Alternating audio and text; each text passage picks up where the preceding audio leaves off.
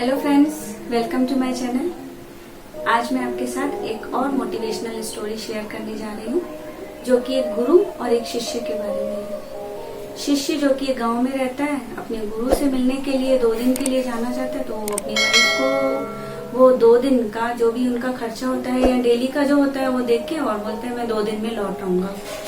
वो गुरु के आश्रम में पहुंचता है, वहाँ पे जो भी उसको साधना भक्ति जो भी करनी होती है 2 दिन में करता है।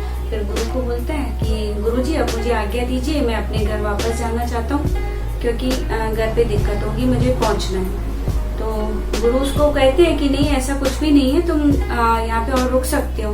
वो कहता है नहीं, मेरे बिना घर में बहुत ज्यादा प्रॉब्लम हो जाएगी, मुझे जाने दीजिए। तो गुरुदेव समझ जाते हैं, फिर उसको एक लेटर लिख के देते हैं, बोलते हैं रास्ते में गाँव आएगा, गाँव में ये मिलेंगे तुमको, हमारे एक और है शिष्य, उनसे मिलते हुए आप जाइएगा, ये लेटर उनको दे दीजिएगा।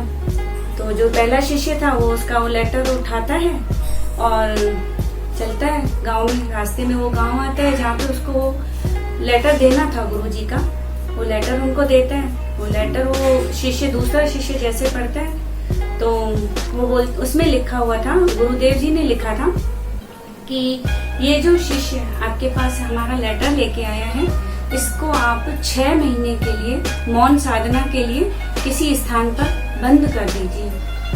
तो ये बात वो शिष्य को बताता है। फिर उसको मौन साधना के लिए किसी स्थान या कुटिया जो उनकी बनी हुई थी साधना की, वहां पे वो उसको रखते हैं। भाई 6 महीने आपको यहाँ पे साधना करनी है, ये गुरु जी का आदेश है।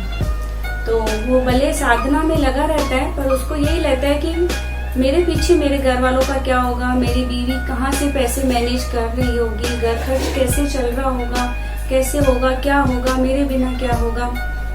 उस गांव में उनकी जो वाइफ थी वो पहले तो 2-3 दिन काफी परेशान रही, फिर जमींदार के पास जाती है और काम मांगती है। जमींदार उनको खेती करने के लिए बोलता है, भाई खेत में जोतने के लिए भी लग जाओ, जैसे और कारीगर या मजदूर करते हैं काम।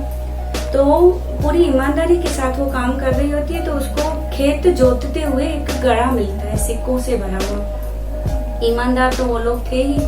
तो वो जमींदार के पास जाती है और बोलती है कि आपके खेत जोतने में मेरे को ये सिक्कों का घड़ा मिला है, ये आपकी अमानत है। तो जमींदार तो बहुत खुश हो जाता है उनकी ईमानदारी से।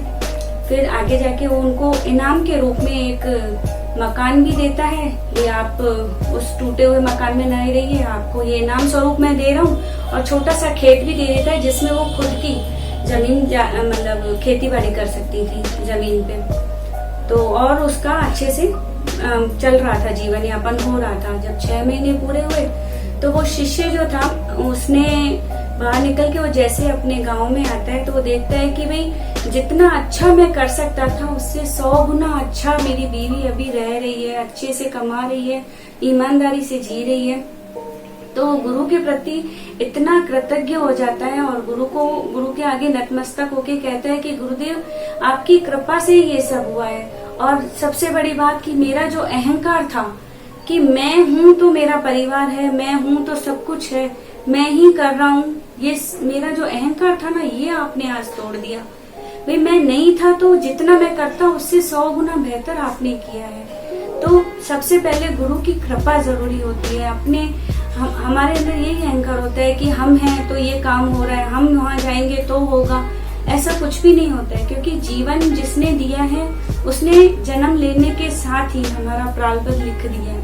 हमें क्या मिलेगा, क्या नहीं मिलेगा, क्या खाएंगे, क्या नहीं खाएंगे, किस तरह जीवन जिएंगे, ये सब पहले से विधि का विधान लिखा हुआ है। सिर्फ हमको अपने ऊपर अभिमान है कि हम कर रहे हैं तो हो रहा है, हम नहीं रहेंगे तो कैसे होगा, ऐसा कुछ भी नहीं है। ईश्वर के ऊपर विश्वास रखना चाहिए। ईश्वर बुरे से बुरे वक्त को भी काट देता है। तो अपने अंदर ये अहंकार कभी भी नहीं आने देना चाहिए कि हम हैं तो सब है, गुरु है तो सब है, ईश्वर है तो सब है। बस इसी स्टोरी के साथ मैं नेक्स्ट वीडियो के लिए आपको यही कहूंगी कि आप देखते रहिए, मेरे चैनल को लाइक करिए, शेयर करिए और सब्सक्राइब करिए, ताकि हम और आप हमेशा साथ में जुड़े रहें।